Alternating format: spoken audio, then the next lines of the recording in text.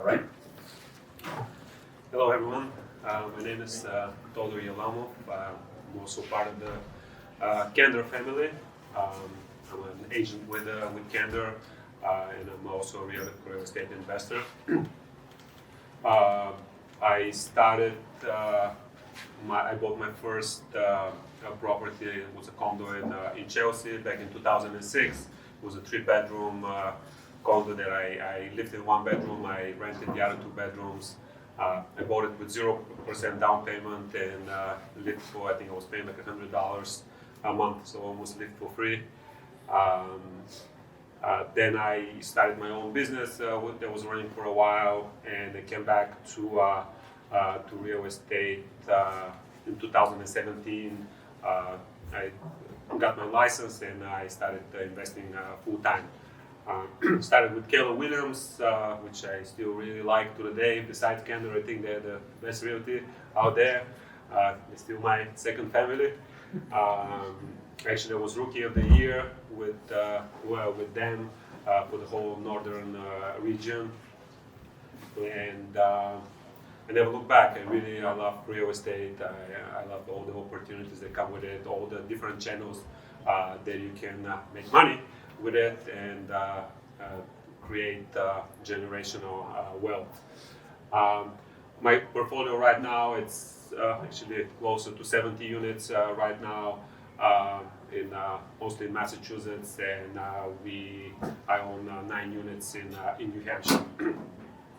As a personal note, I love sports, all kinds of sports, and I like to write. And I like to spend time with my kids and my wife. So that's about me. So, Todd invited me to talk to you tonight about Section 8, which it's probably one of the most divisive topics in the real estate industry. There's a lot of people that don't want to hear about it. There's a lot of people like myself that really look forward to rent to Section 8 tenants. So I will try tonight to tell you a little bit about it. So Section 8, also known as the Housing Choice Voucher Program. Actually, it is Housing Choice Voucher Program that is known as Section 8. Is the largest rental assistance program for low income renters. It is controlled by the U.S. Department of Housing and Urban Development, known as HUD, and they distribute funds to the local housing authorities, who then help tenants with low income to find house and help them with their rent, so they can afford to live in the private market. So Section 8 tenants, they receive housing vouchers from the housing authorities, and then with these vouchers they look for an apartment. It can be in a multi-family house, it can be a single family, it can be an apartment, pretty much anywhere they like. So usually they to qualify for the program, the applicants, their income cannot exceed 50% of the median income of the region that they live. And if they have the lower their income is, the more subsidy they receive from the government. So here in this slide, so these are the fair market rents, which are also determined by HUD, by region, and by median income. And this is the website, the HUD's website, where you can get this information. And you can also use this for if you analyze a deal, especially in areas that you're not very familiar with. You can use this as a base of when you do your math as the income. So I'm going to come back to this, but it's pretty much the reason I'm showing this slide is so this is for Waltham. So when you go to the HUD's website, you put the state, then you put the town, and it shows you what the housing authorities will allow for vouchers for studio, 1-bedroom, 2-bedroom, 3-bedroom, or 4-bedroom apartment. So. And this I have taken from MLS. That's also for Waltham, and these are on 3-bedroom apartments. So if you see that the vouchers, they allow a maximum of $2,966 for the 3-bedroom apartment, and the average on the market is $2,756 for Waltham. So it's pretty much in Massachusetts, the Section 8 they allow a little more for their vouchers than the market is. So it's definitely you can maximize on the rent that you charge. So these are the most common stereotypes about Section 8, and when I purchased the house that we live with my family now in Burlington, I started renting the condo in Chelsea, and I remember I had a very nice applicant. Was a lady with her daughter, and they brought it up. They were with Section 8 program, so I didn't know much about it, and I asked the guy who was head of the condo association. It was just a small three apartment association. But I asked him if, hey, I have a tenant, but are there any restrictions to rent to Section 8? And I remember his response was, "Are you crazy? They're gonna trash your apartment. Pretty much all these things that I'm stating here. They don't even pay their rent." So I said, okay, he knows better. He owns a lot of properties in the area, so I did not rent to them, and just rented to a regular family, which actually had a lot of issues with later. When I went back to investing in 2017, we started buying smaller multi-family homes up to 4 units, and I inherited some of the Section 8 tenants. I thought actually back then it was not a buyer's market, but it was kind of in the middle. You can take your time on the property. You can negotiate terms. You didn't have to make a decision as if it's right now. So the first 4-family house that we bought, we got a great deal, and for the longest time I thought it was maybe because they have two of the apartments were rented to Section 8. So I said maybe a lot of people didn't want to buy the house because of the tenants. And my initial plan was to get to know them and in time to try to let them go. But when I get to know them and going into on the inspection, on the initial showing, on the inspection, I thought the apartments were very clean, the people were very nice. I thought maybe it's because the owners might have told them, hey, that could be your new landlord, so make sure everything is clean. But I got to know them, and they were extremely nice people. That they were paying their portion on time. They kept the place very clean. So that really kind of started changing my perspective for Section 8 tenants. Then we bought another 3-family in Methuen, and it also came with a couple of Section 8 tenants, and I had exactly the same experience. They were very nice. So since then, I primarily when we we have an apartment for rent. If nice tenants come along, yeah, obviously, it doesn't matter if they're in Section 8 or no, but I would prefer to rent to Section 8. So we covered the won't care of your property, which I think it's a nonsense. I mean, there's the Section 8 applicants are no different than any other tenants. You still need to do your screening. There's still bad ones and good ones, just like anybody else. So if you do your homework on screening, which is the most important part of renting, then you have the same chance of getting good or bad tenants. Uh, the housing, the inspection is one thing that they a lot of there is a lot of landlords who want to rent to Section 8 for the reason of the inspection. I'll get back to it in my next slide. And then the last one is just the stupid thing. People think they rent to Section 8, they will be treated as, they will be viewed as landlords, which I think is, I mean, I've heard it from a lot of people, and I think is the biggest nonsense. So these are the reasons why I love renting to Section 8. First, and I mean, this is just a list. Maybe they're not by importance. The first one is the whole rent, or majority of it is paid by the government. So rain or shine, the first of the month, your rent is, or the portion of it, it's in your checking account.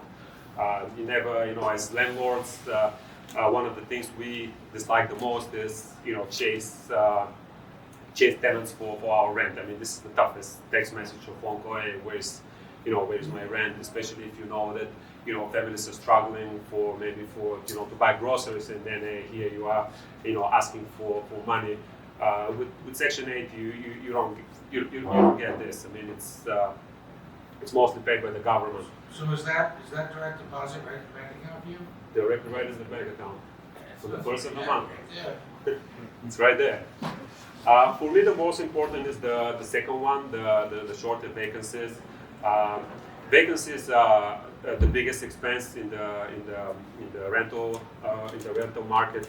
I mean, pretty much every time you have a vacancy, you lose at least a month of rent, most likely 2 months. You need to do at least paint or vacancies.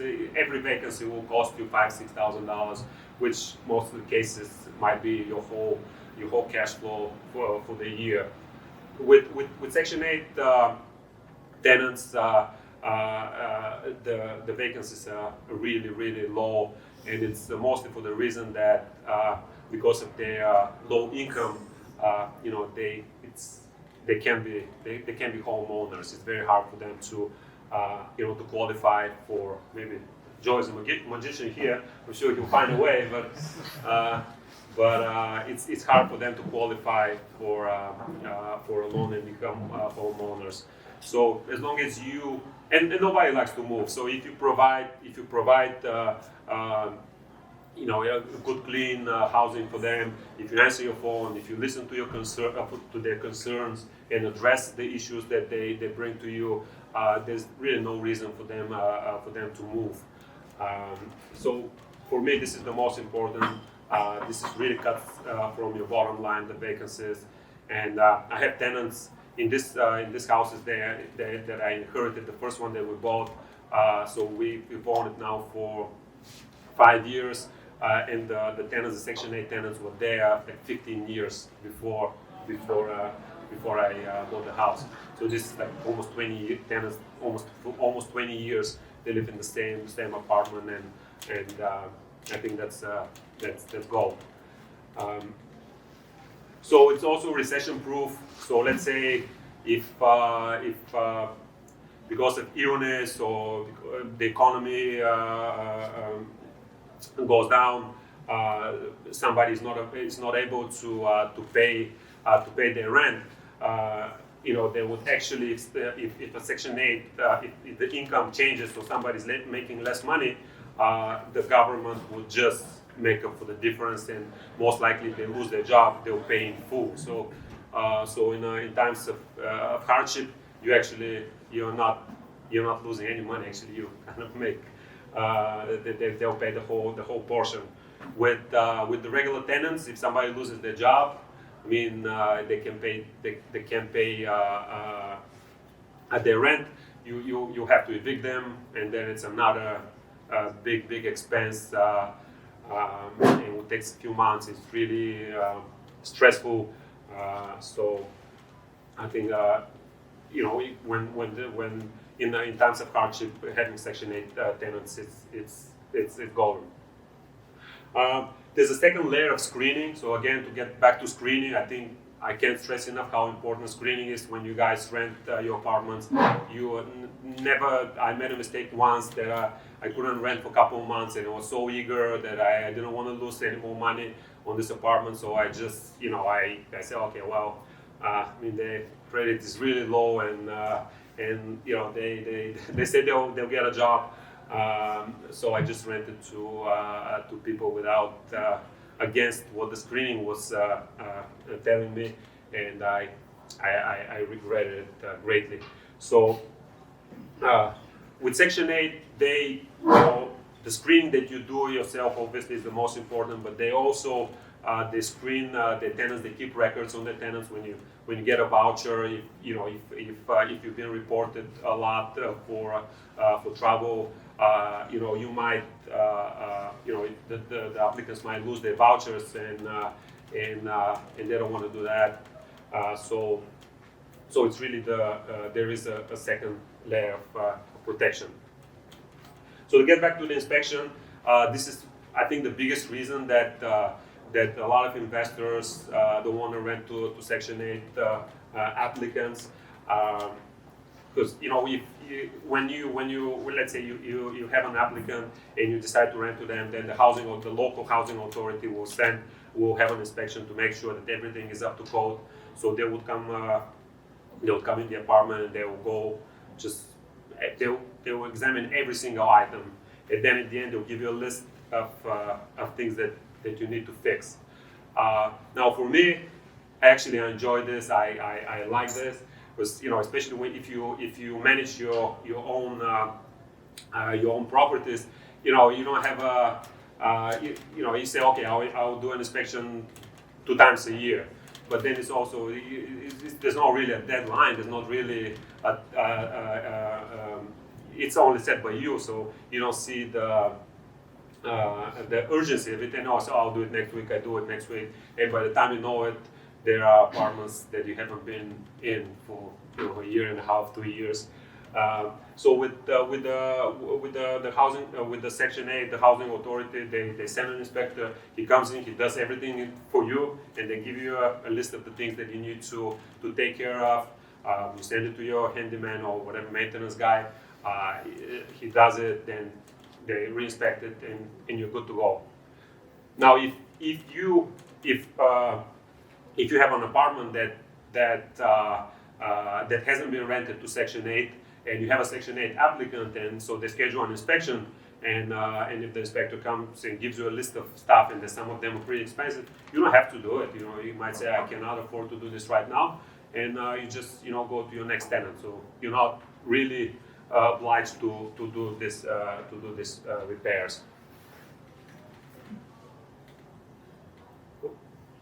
I think that's pretty much what I have.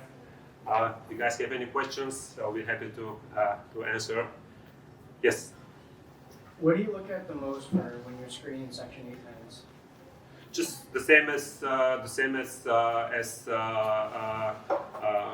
regular tenant. Now, when I screen a tenant, the thing that I'm always looking for is prior evictions. Now, if somebody has a prior eviction, that's a big no-no for me.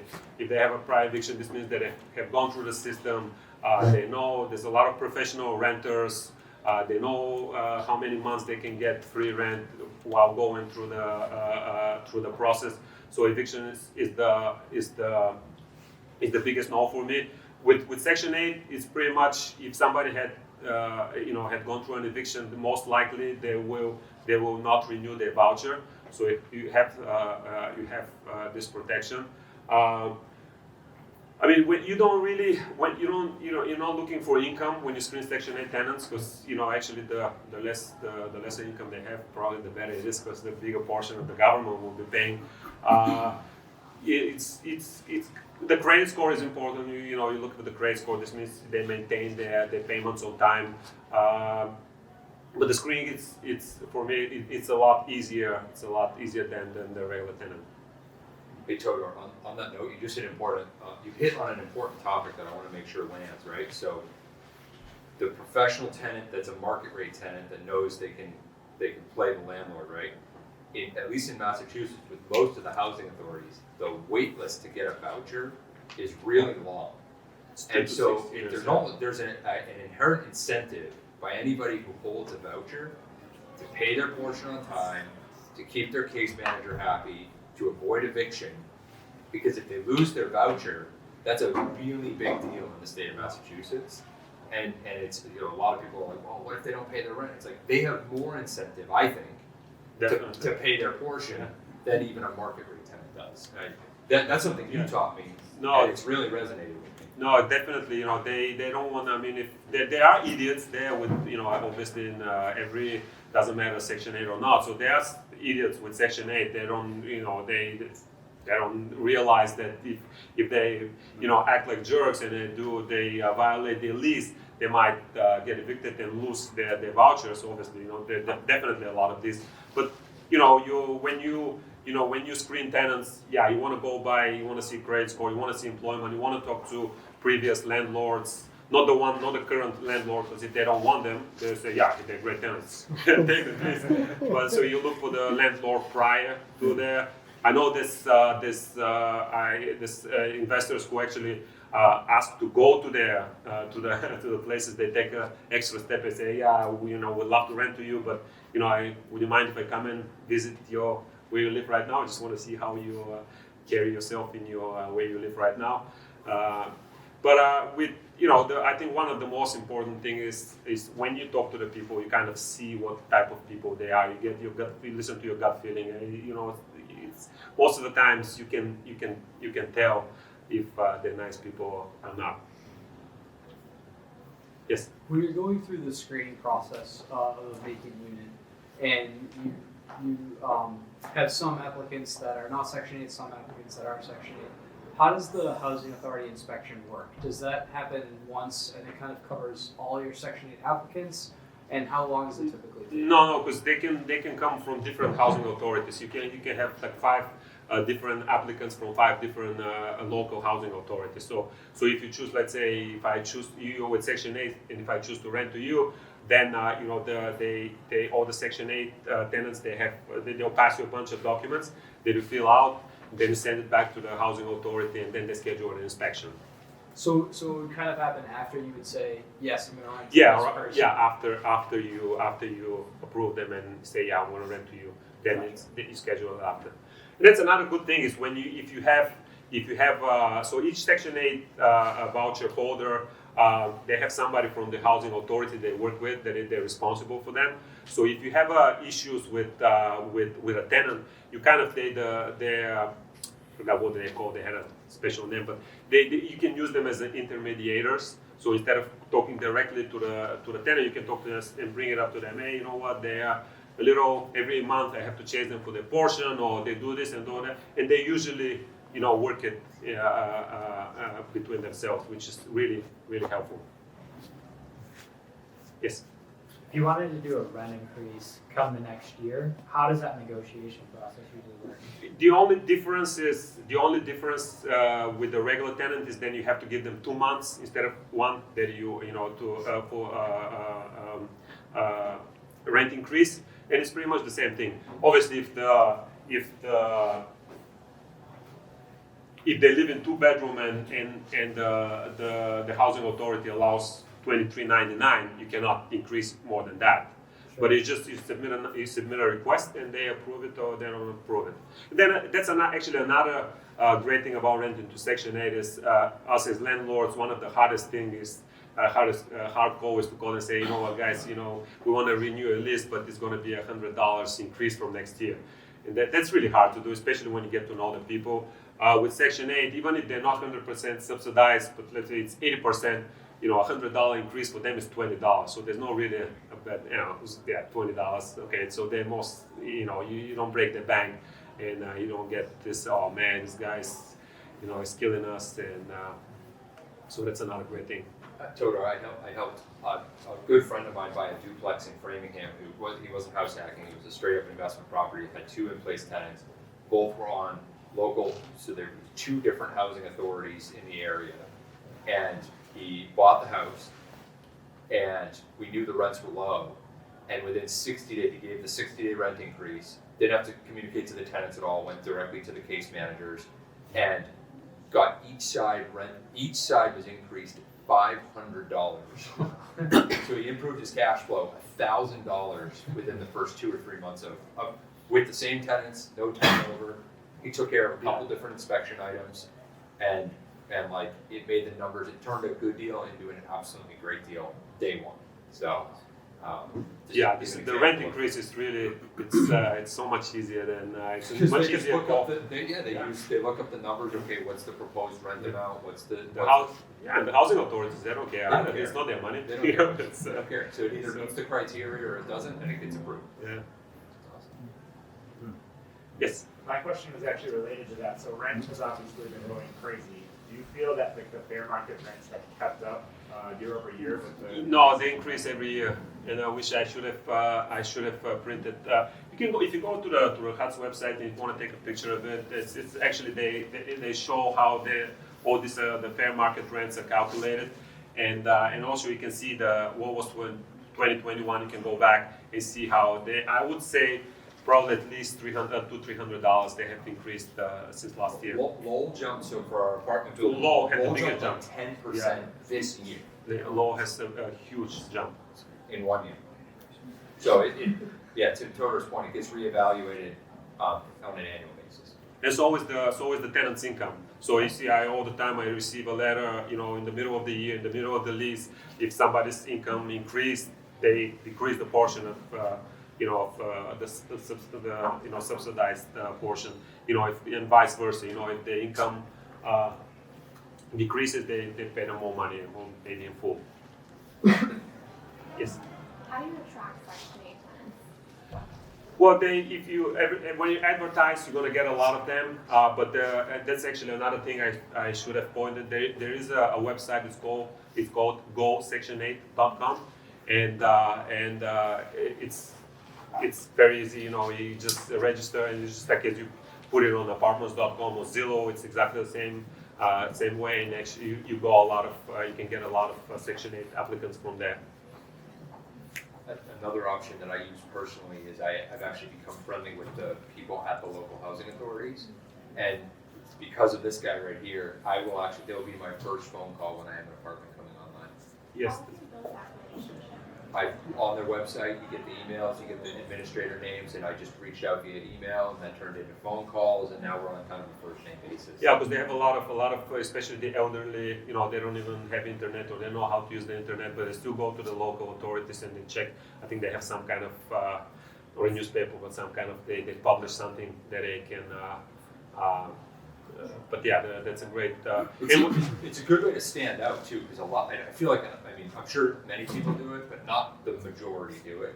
And so I've been treated very well by the local housing authorities when I've reached out proactively, letting people know what I have available, when I have it available, and it's been a very, mutually beneficial relationship. Another thing is that great benefit is I just found out about it is there's a lot of towns they have different programs. Let's say if we have a 7-unit building in Fitchburg and most of it is rented to Section 8. So if over 50% of the tenants are subsidized, then you get a lot of stuff for free. Actually, I was looking to get a energy audit so I can get a heat loan to convert from oil to gas.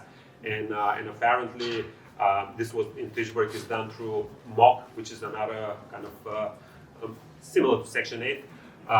So they came and they do the energy assessment. And it took them a while, and they are like, well, at least sorry, the delay, but at least you're getting everything for free. And I'm like, what do you mean everything for free? And say, yeah, all this. The new furnaces and everything, yeah, we're doing it for free. So my whole conversion from oil to gas will be free